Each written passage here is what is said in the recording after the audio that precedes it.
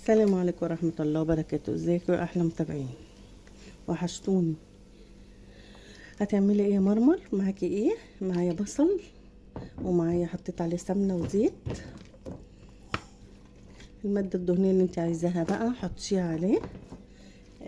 عندك دهنة، عندك ليا، حطي اللي انت عايزاه. بس كده. وهعمل ايه؟ احط شوية فلفل اسود،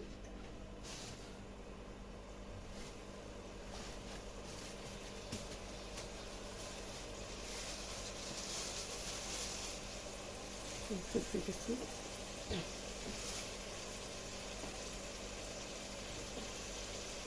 ورق لورا،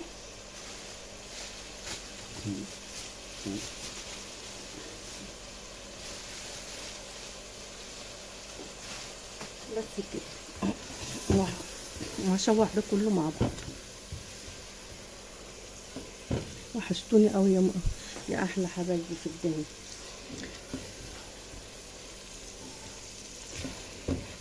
اللي وصل معايا لحد كده يحط لايك.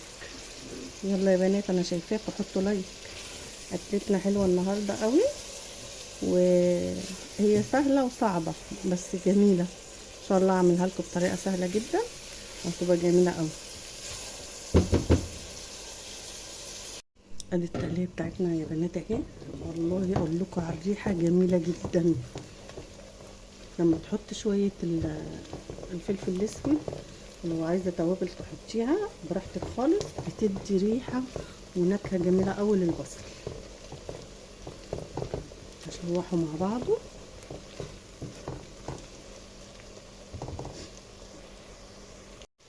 بصوا يا بنات اهي، انا عايزه اللون ده. هعمل ايه؟ انا ضربه قوط ببصل اهي، هنزل عليها تاني قوطه وبصلايه كده، ضربها في الكبه. انا عايزاها حتت كده.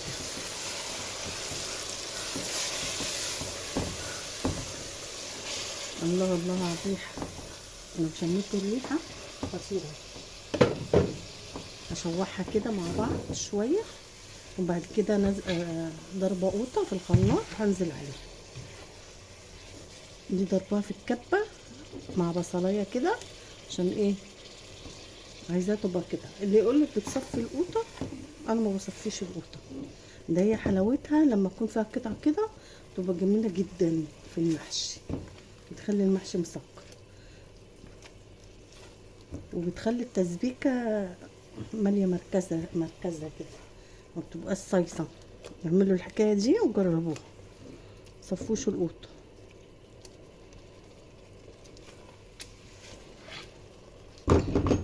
الطريقه دي جميله جدا، وان شاء الله هتعجبكم وهتعتمدوها. انزل بقى بالطماطم اللي انا ضربها في الخلاط، واسيب ده كله يتشوح مع بعض.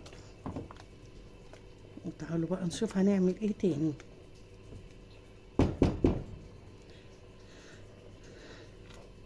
يلا يا بنات حطوا اللايك، انا شايفاكم. اللي وصل لحد كده يحط لي اللايك يلا.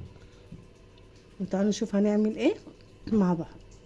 انا معايا ايه هنا؟ معايا حله فيها ميه بتغلي. انا هسقط هعمل كرشه، بس بحب اغليها غلوتين كده، وبعد كده ادلق ميتها، وبعد كده اسلقها زي اللحمه عادي. خلاص اهو. ادي يا بنات اهي الكرشه غيرت ميتها وبقت نضيفه اهي. هنزل عليها بالبصل والطماطم وبالفلفل الاسود، ورق لورو، وانزل بالملح. انزل بالملح. طب انت حطيت الملح ليه هنا؟ طبعا لو انتوا هتعملوها في حله عاديه ما تحطوش الملح خلاص، لكن انا هعملها في حله الضغط عشان ايه؟ اخلص بسرعه. لكن انتوا لو هتعملوها في حله عاديه ما تحطوش ملح. عشان ايه؟ الملح ما بيساعدش على انها تستوي. بس كده. وهسيبها بقى تستوي، ويلا نشوف ورانا ايه تاني. ادي يا بنات التقليه اتسبكت اهي. قولوا لي هنعمل ايه اهي. التقليه دي بتاعت المحشي، بس احنا مش هنعمل محشي. عذرة فزرة هنعمل ايه.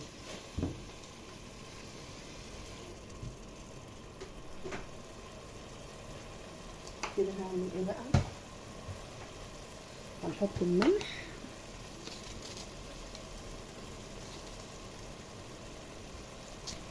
وهحط احط التوابل بتاعتي.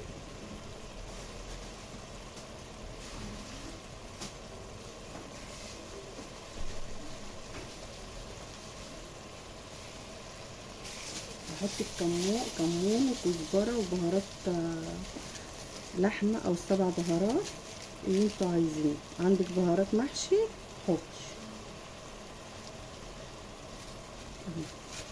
ممكن تبقي لسه جايبه وما حطيتهمش.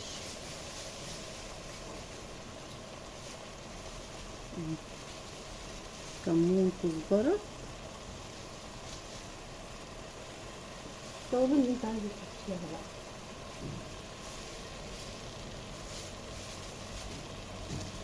سبع بهارات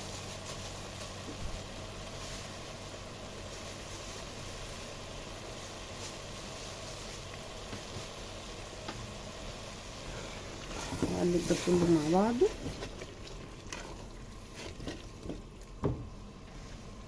راح نازله بالرز بتاعنا زي ما انت عايزه بقى، واقلب ده كله مع بعضه. هقلبه مع بعضه وهروح ايه اجيب الخضره احطها عليه. ودي يا بنات الخلطه بتاعتنا هنزل عليها بالخضره بتاعتنا، شبت وبقدونس وكزبره. خلاص.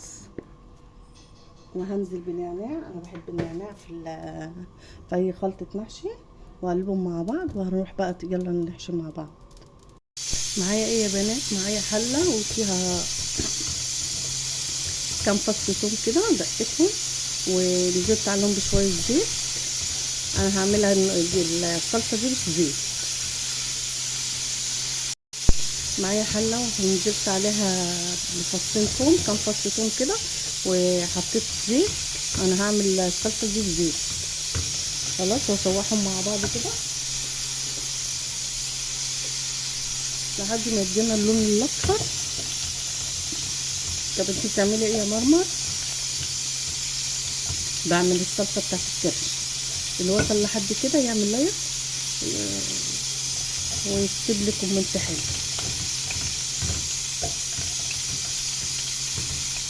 وقولوا لي كده انتوا بتحبوا الكرشه ولا ما بتحبهاش؟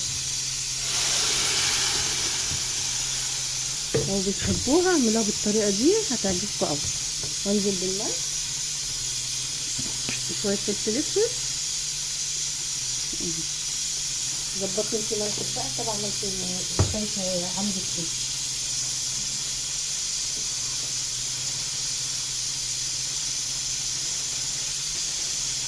هنجيب ورقه اللورا وشويه فلفل اسود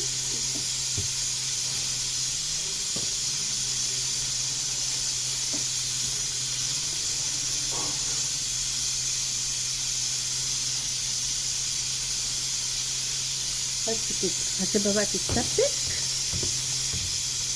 وتعالوا نشوف هنعمل ايه تاني. بصوا يا بنات، انا مسكته غسلته حلو قوي وحكيته وقلبته مرتين 3 كده. لازم يتقلب. اللي مش عارفه تحشي الممبار، تنضف الممبار تقول لي وانا اعملهولك.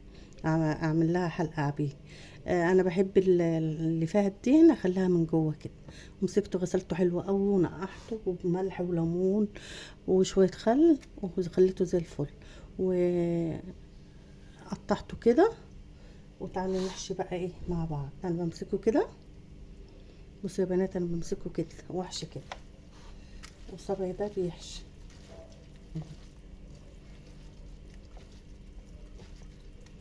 وافرك كده. الممبار ما بيتملاش، يا دوبك تبططيه كده وخلاص عشان ما يفرقعش منك.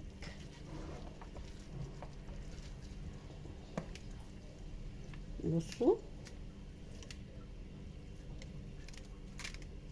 وتنضفيه من الرز اهو يا بنات. بس كده. بصوا. نضفيه بقى من الرز. هعمل معاكم تاني.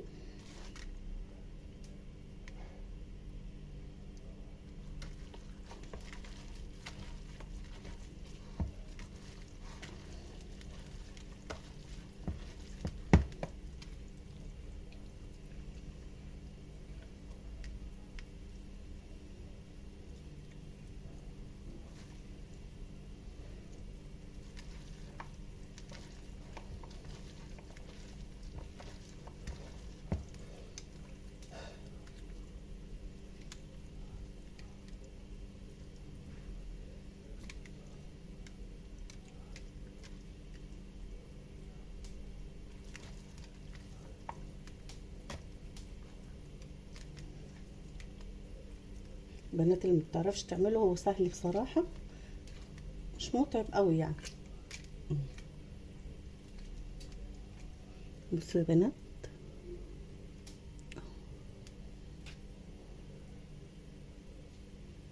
انتي بقى قطعيه التقطيعه اللي تعجبك.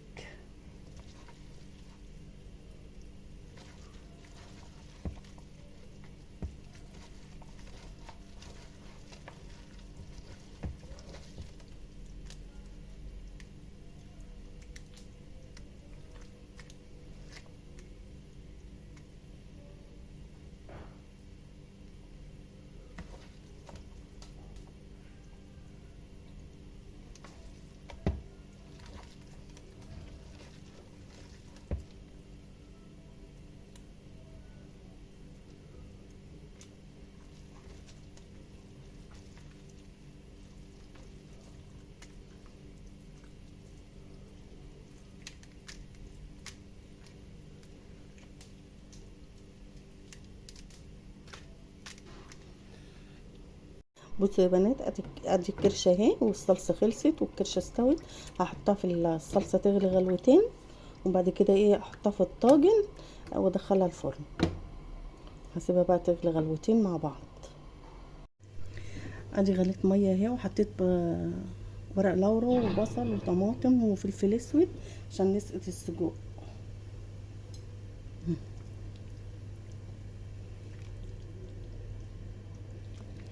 بصوا لازم الميه تغلي، واول مجرد ما انتوا تنزلوه كده بيقفل.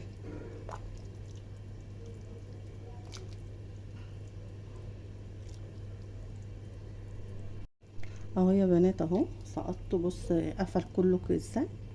هسيبه بقى ايه يستوي مع نفسه. اغطيه واسيبه يستوي. انا محطتش ملح، انا هحط قرب ما يستوي احط الملح. ادي الاكل بتاعنا خلص اهو، والممبار بص شكل الممبار تحفه تحفه تحفه. وادي طاجن الكرشه، بس انا خدت منه. وادي عملت محشي كوسه وورق عنب. ادي الممبار بجد تحفه تحفه وطعمه خطير، ومحشي ورق عنب وكوسه. وادي الطاجن، وادي شوربه لسان عصفور. وادي الاكل خلص معانا اهو، طريقته سهله جدا ومخدتش وقت. اتمنى تجربوه ويعجبكم ان شاء الله. يلا توحشوني من الفيديو ده للفيديو اللي جاي، واقول لكم ايه مع السلامه يا احلى متابعين.